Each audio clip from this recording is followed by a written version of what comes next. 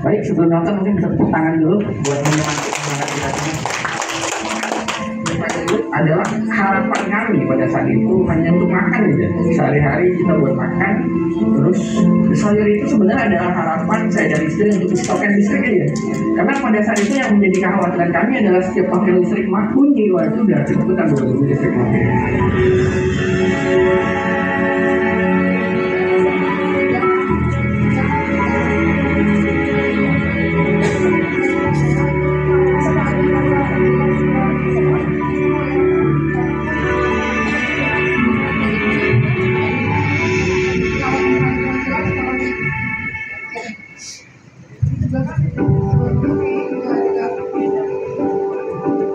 Bismillahirrahmanirrahim. Assalamualaikum warahmatullahi wabarakatuh.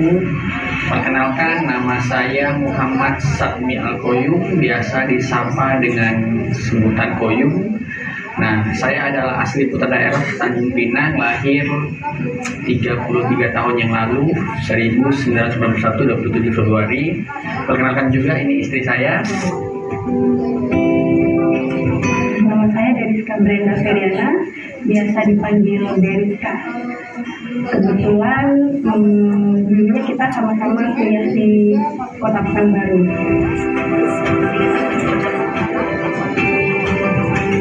Sayur ini dimulai pada saat COVID ya, di 2019 tepatnya. Nah, sayur ini dimulai idenya itu dari istri saya pada saat itu. Memang pada saat itu kebetulan saya adalah karyawan swasta di salah satu perusahaan developer swasta besar di Kota Tanjung Pinang. Pada saat itu saya memutuskan untuk resign karena pada saat itu karena COVID, penjualan juga lesu. Jujur saya tidak punya penghasilan dan sempat bekerja sebagai seorang sales pada saat itu, sales makanan. Jadi kita tawarkan makanan ke swalayan satu swalayan ke swalayan lain. Terus tugas saya pada saat itu mengambil tagihan juga ya. Memang pada saat COVID itu bencana ya buat banyak orang, tapi alhamdulillahnya pada saat COVID itu Allah memberikan sesuatu yang berbeda pada kami gitu. Allah mengubah pola hidup kami, mulai menaikkan taraf hidup kami dari sayur itu. Jadi pada saat itu istri saya terpikir gimana kalau kita buka pasar online. Karena kalau kita buka swalayan, orang masih mau tuh ke swalayan untuk belanja. Kalau pasar kan mungkin lebih ribet ya, karena pasar itu mungkin rame, terus harus becek, harus ngantri, dan berdesak-desakan gitu. Dengan siklus yang agak ribet seperti itu, mohon maaf kalau kalangan tertentu mungkin dia pegawai, bank atau karyawan lah, itu agak sulit untuk ke pasar pada saat itu. Jadi muncul untuk buat pasar online.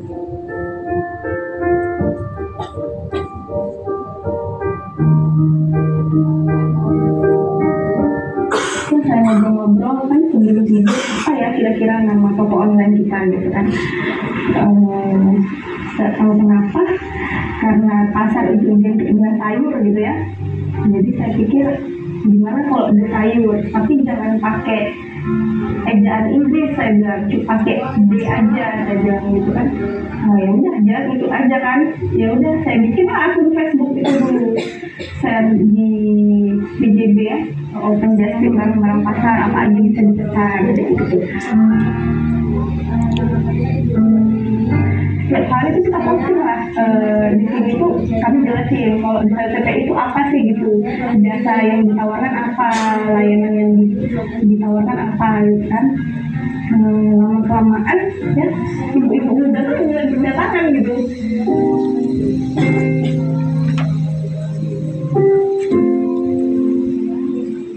Sayur itu adalah harapan kami pada saat itu hanya untuk makan aja. Sehari-hari kita buat makan. Terus sayur itu sebenarnya adalah harapan saya dan istri untuk stokkan listrik aja. Karena pada saat itu yang menjadi kekhawatiran kami adalah setiap pakai listrik bunyi, wah itu udah kebutuhan dua listrik mati. Dulu waktu saya join sama teman saya, kita hanya jual telur aja. Nah jual telur itu kita benar satu papan itu hanya dapat Rp1.000 dan kita harus antar gitu. Nah tapi karena kita komitmen dan juga kita pada saat itu kita juga targetkan sama istri kita minimal sehari harus dapat 200.000 aja kan, untuk makan sama untuk istirahat listrik dan sisanya untuk dicicilkan untuk bayar utang. Nah pada saat itu kita mulai pagi, kita banyak bawa telur, kita antar lah. Pada saat itu kebetulan teman saya juga punya mobil, pada saat itu kita antar keliling. Nah pada saat saya antar keliling itu karena kondisi capek ya, pada saat itu ada momen yang menurut saya sudah untuk dilupakan juga. Nah itu jam 5 sore sama orang tua saya nelpon gitu. Nah orang tua saya nelpon, lagi di mana nak? Itu momen yang sangat saya ingat ya. Jadi memang kita merintis usaha itu perlu perjuangan gitu. Jangan juga pada saat kita dapat masalah terus kita pindah gitu. Jangan, karena pada saat itu mungkin Allah lagi mau lihat nih, ini manusia ini bisa konsisten nggak gitu. Ini manusia ini bisa nggak tahan di uji gitu.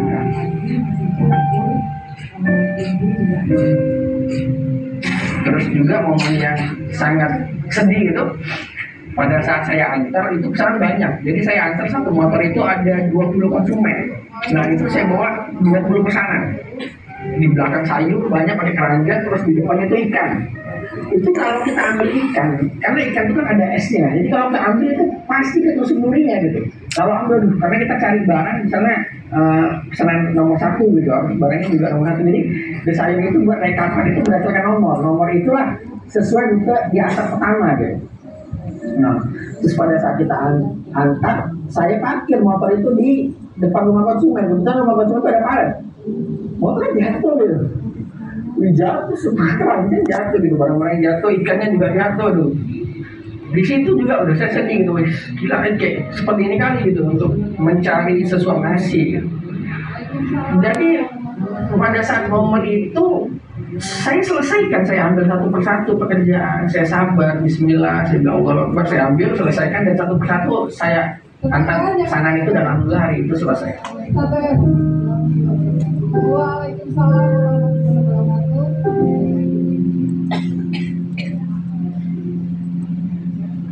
Iya, jadi di sayur itu memang tumbuh dari satu persatu konsumen gitu. Dan setiap satu konsumen itu yang masuk terus kita jaga gitu, terus kita jaga pelayanan kita, produknya juga kita terus belajar gitu. Hari ini kita salah, kita catat, saya catat evaluasi. Jadi evaluasi kesalahannya di hari besok kita perbaiki lagi, jangan sampai kesalahan itu muncul. Nah, sebenarnya prinsip dasar dalam berbisnis juga seperti itu gitu ya. Kita harus akui kelemahan kita. Nah, dengan kita akui kelemahan kita akan cepat memperbaiki diri. Nah, jadi memang sebelum saya mulai usaha desain, memang saya ada beberapa usaha, 2 atau 3 yang gagal. Bahkan usaha itu menimbulkan hutang. Jadi kalau dibilang saya langsung mulai usaha langsung seperti ini juga itu nggak tepat gitu, karena memang ada beberapa usaha yang saya gagal.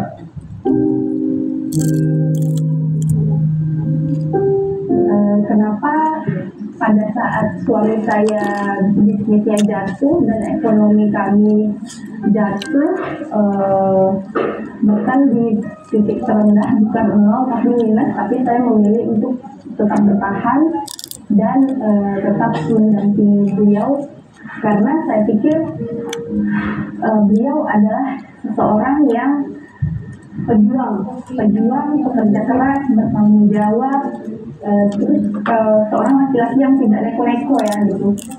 Cuma mungkin pada saat itu kita lagi diuji aja nih pernikahannya gitu kan, sampai nggak punya rumah. Awalnya punya rumah tapi kejual, awalnya punya mobil juga kejual, punya motor juga, motor ketarik gitu ya. Sebenarnya bener-bener nggak punya apa-apa. Bahkan tak segan perhiasan yang saya punya juga saya korbankan untuk membantu beliau gitu ya.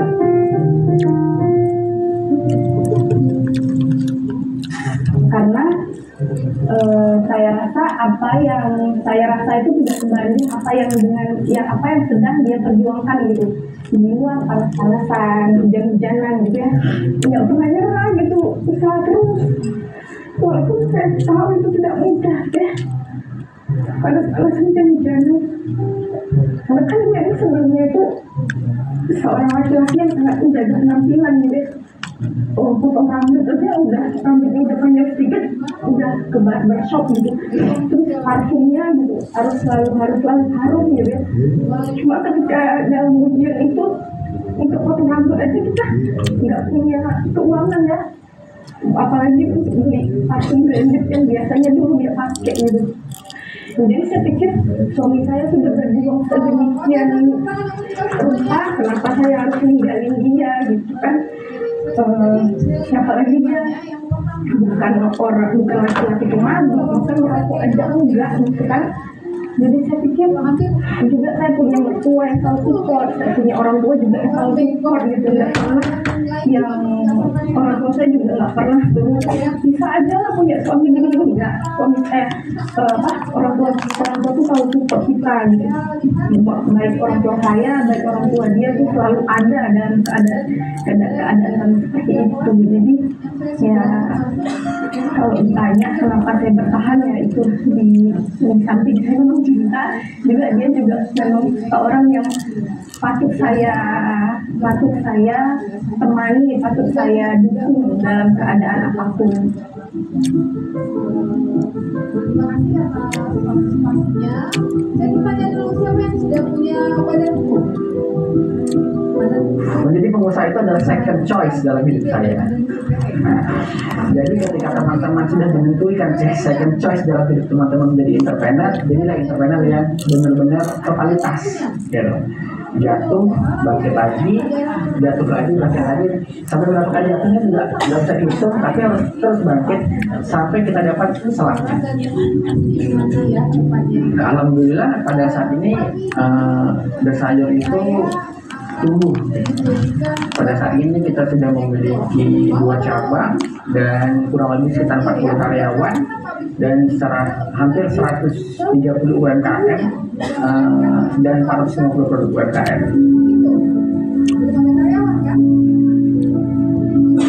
Setelah saya jalankan bisnis sayur, ada peluang-peluang baru yang dijual pada saat itu. Bisnis kedua kita adalah mensuplai pemerintah seperti sembako. Pada saat ini juga kita bekerja sama beberapa dinas seperti RSUP, dinas sosial, RSUD Uban juga. Pada saat saya lagi makan sama istri, abang saya punya abang warga negara Malaysia, namanya itu Muhammad Alfian. Itu abang kedua saya, persis di atas saya tahu. Dia telepon saya. Dia manggil saya ada panggilan kecil ya, dia panggil saya Enju, kau mau nggak jual minyak kita? Saya nggak tahu minyak kita itu minyak apa, karena saya nggak pernah dengar. Jadi karena branding dalam otak saya itu minyak itu mudah buat diterima, buat dijual, saya terima.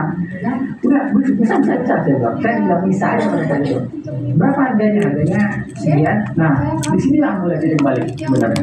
Nah disitulah alhamdulillah kita bisa mengumpulkan modal untuk bangun desa yang satu di Binsetnya di Batu pada saat itu. Nah terus alhamdulillah juga kita bisa bangun di Batu 9. Nama produknya juga boleh, namanya boleh. Misalnya ada yang delicious kayak apa gitu ya kan, bahasa keren atau jadi nama juga boleh. Saya berharap bahwa Allah memberikan terus keajaiban kepada The Sayur untuk bisa tumbuh. Nah, saya juga memberikan sedikit masukan ya atau saran kepada pelaku UMKM, pada pelaku usaha yang mungkin pada saat ini dulu posisinya sama seperti saya, yang pada saat ini mungkin sedang ngantar barang, harus melewati panas, terik matahari, terus harus hujan, terus kedinginan. Menurut saya juga alami itu, pertama jangan putus asa, terus ketika melakukan kesalahan terus cepat dievaluasi dan siap terima kritikan. Dan yang tidak kalah penting juga, usaha itu harus dikuatkan juga dengan doa ya. Jadi doa itu kunci segalanya, bahwa kita ini tidak memiliki kemampuan, tidak memiliki kehebatan selain dari kekuasaan Allah Subhanahu Wa Taala. Dan yang terakhir adalah restu dari kedua orang tua juga, itu juga sangat penting, sehingga kami bisa seperti saat ini itu tak lepas daripada 2 variabel utama itu tadi. Nah selain itu juga ketika kita sudah memiliki karyawan, lakukanlah karyawan itu selainnya keluarga gitu. Jadi dalam kelakuan dia seperti pekerja, karena dari situ ada doa yang tiap hari disampaikan, ada doa yang setiap hari dipanjatkan.